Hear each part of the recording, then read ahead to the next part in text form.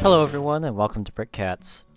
Today I am reviewing 2Bricks Official's Naboo N-1 Starfighter model, available on Rebrickable and released in February of 2022. Subscribing, liking this video, or following me on Instagram is a great way to support what I do, and I thank you very much if you've done any of those already.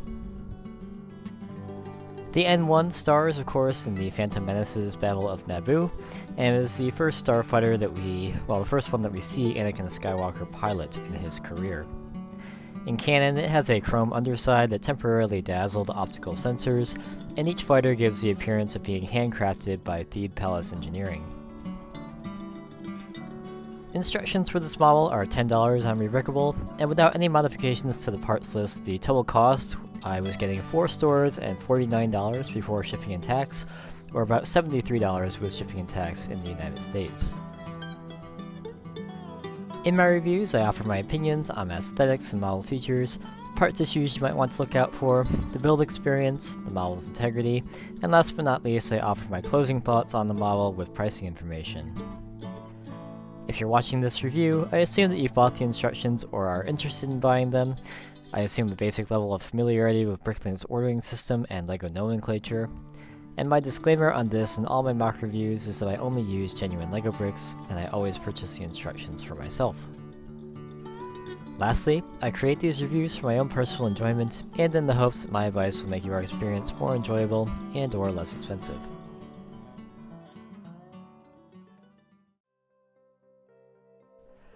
The model is about 14 inches long, 7.5 inches wide, and sits about 2.75 inches high off the stand, and just over 5 inches high on the stand.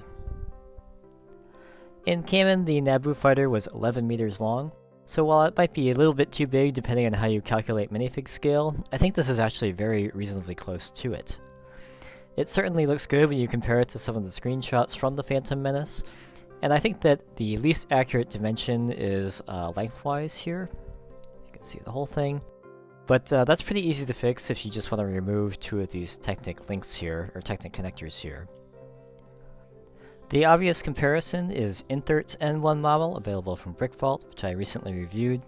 And while the camera perspective skews this a little bit, you can pretty much see that they're very similar in pretty much every dimension. They're almost exactly the same width. They sit almost exactly the same height off the stand, and while it's a bit hard to see just because of the camera perspective, maybe you can see it here a little bit.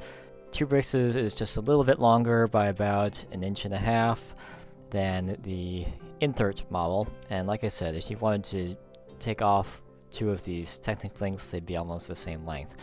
So while 2Bricks does call this play scale, it's very close to minifig scale. Starting at the front of the nose is nicely rounded with this half round plate and the various slopes, while the nose blasters are represented by these black bar with open stud pieces inside there. This is a pretty challenging section to create in LEGO, and I'm not sure there's a really good solution past the sticker actually. The blaster cutouts are supposed to be a lot more subtle than they are here, but again, this is a limitation of the pieces available and not due to any lack of effort. And I definitely like how the black pieces add a little bit of depth to the blaster cutouts. The 2-tone color scheme with the light bluish gray in the front here, transitioning back to the yellow, is very accurate. And my favorite little detail of this model were these 2 wedge pieces here, and that creates kind of the curved section of the gray area that's supposed to be chrome in canon. On either end of the wings, the engine shape is mostly formed by these newer 3x3 round bricks, which handily come in both light bluish gray and yellow. Sadly, there aren't any slope pieces that really match this yet, so the transition formed around the connection point is a little bit rougher than the rest of the engine. You can kind of see some parts sticking out here, and then there's a mismatch up here. Again, this is not due to any design error, but just a part limitation there. The wheel pieces on the intake side of the engines form a nice inset cone shape, and the little yellow stripe is right where it should be.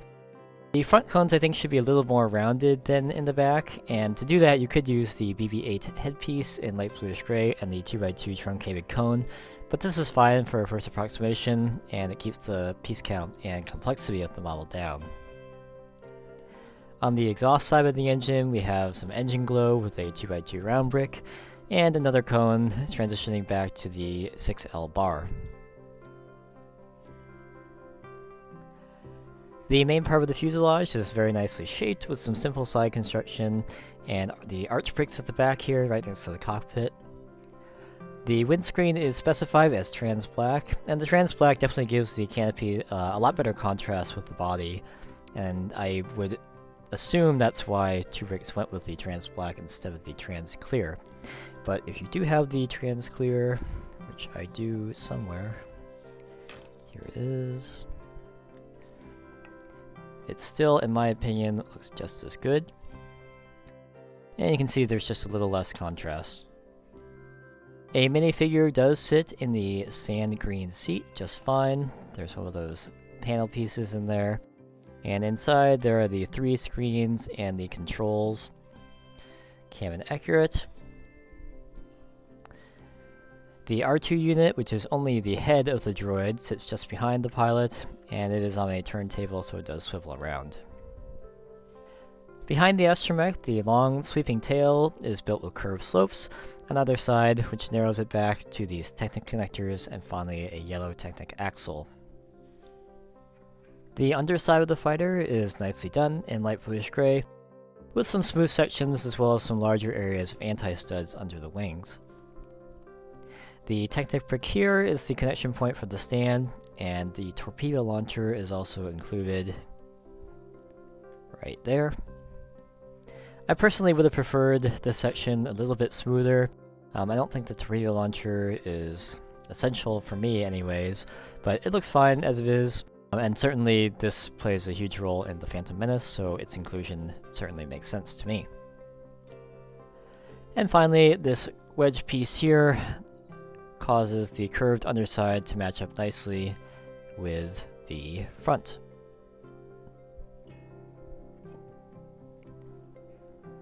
You saw the stand earlier, and the fighter sits very nicely on it. It's very sturdy, you can rotate it around, it doesn't really fall over. It does jiggle a little bit, but the stand is very simple and looks fine.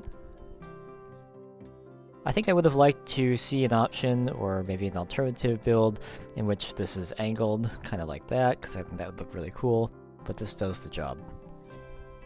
So overall, this is a gorgeous looking model, and it has all the right angles and features, and you can tell that each one of them has been very carefully considered.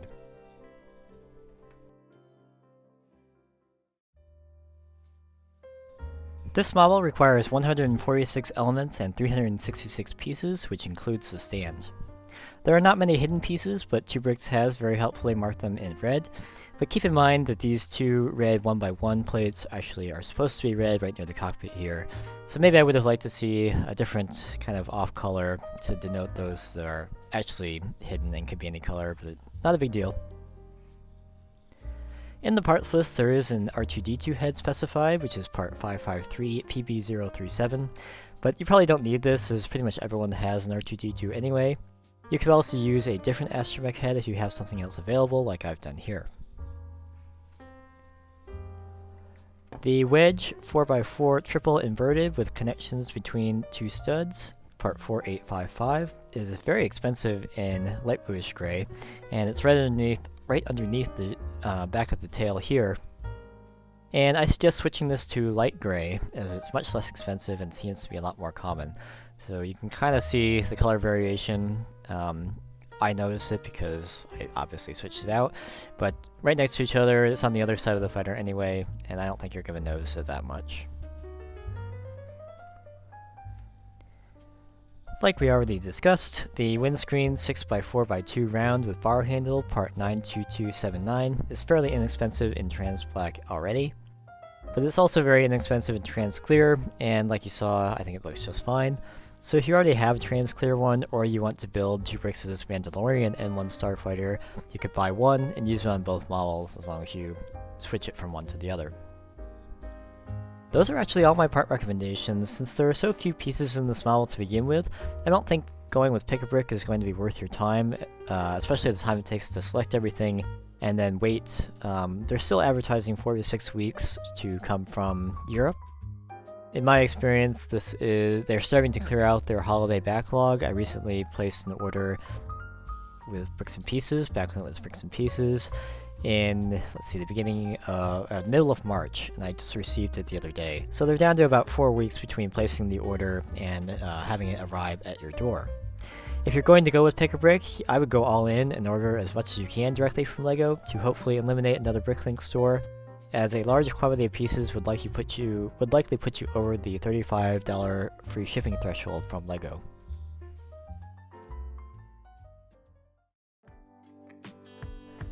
The instructions contain 240 steps, which includes the stand. Each part or subassembly to be added is outlined in red, which is very easy to see, and I had no major issues with sequence or viewing angle. And as a result, the build is pretty quick. I mean, you're only doing 366 pieces anyway, and it took me probably just under an hour. And the only thing that made me pause was in step 44, and just up front here, this is not a real problem. This is just because I'm a nerd. In step 44, the plate modified 1x2 with clip on top, part 92280, is shown, but the parts list calls for the plate modified 1x2 with open O-clip on top, part 44861. Functionally, I can't see a reason why these aren't interchangeable, as long as each pair is the same part. Or perhaps this is a studio issue because 44861 is a newer element. In any case, like I said, I only noticed this because I do this a lot, and mold variations are fairly noticeable to me at this point after doing this for a while.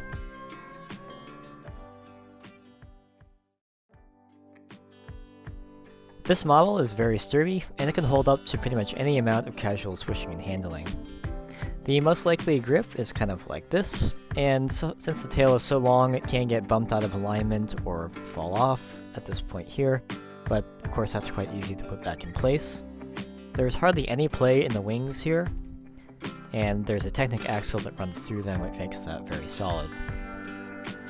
The sides of the fuselage are nicely locked in place, so you can hold this from pretty much anywhere without worrying about it breaking.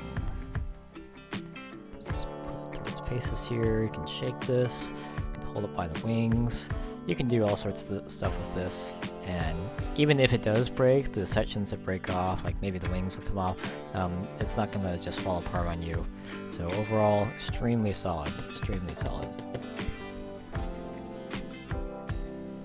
The stand, like I said, is very simple and effective. There is some wobble because it's sitting on this lone Technic column piece, but like you saw in the beginning, it's not going to tip over unless you really try it. The one thing I did note was that since the axle connection has a lot more clutch than the pin connection inside here, usually when you take the model off the stand, the Technic pin comes with it. I'll try and demonstrate that like that, but not a big deal. You just take this off. And you could switch this out for a 1x2 Technic brick with hole and just use one of the normal black Technic connectors to make the connection there.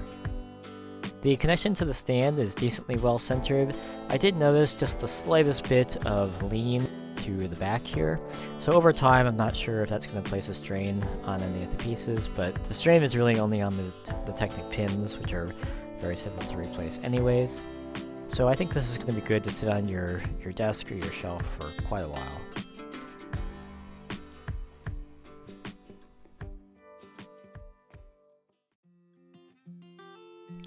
I recently sold my set 75092 Naboo Starfighter, so I don't have it for comparison, but this one is so much better in the first place in terms of accuracy, the overall look, and even price-wise it's competitive as well due to the price appreciation for retired sets. There's no minifigures of course, but if you're looking for a display N1 that you can take off the shelf and play with without worrying about it falling apart, I highly recommend this model. Like I said in the introduction, without any modifications to the parts list, I was getting 4 stores and $49 before shipping and tax in, mid-April 2022, which equates to about $73 with shipping and tax in the United States. If you omit the R2-D2 head, if you already have one, and you change the 4855 wedge on the back to light gray, This got me down to 3 stores and $42 before shipping and tax, or about $60 after shipping and tax. Instructions for 2Bricks' Naboo N-1 are available on Rebrickable for $10, and there will be a link to the Rebrickable page in the video description. Thank you for watching my review of 2Bricks' Naboo N-1 Starfighter model. If you've built the N1, you have something to share that I left out, or have a question about something I didn't cover, please leave them below in the comments. Remember to leave the video a like, subscribe to the channel, follow me on Instagram if you haven't done it already, and I hope to see you back next time.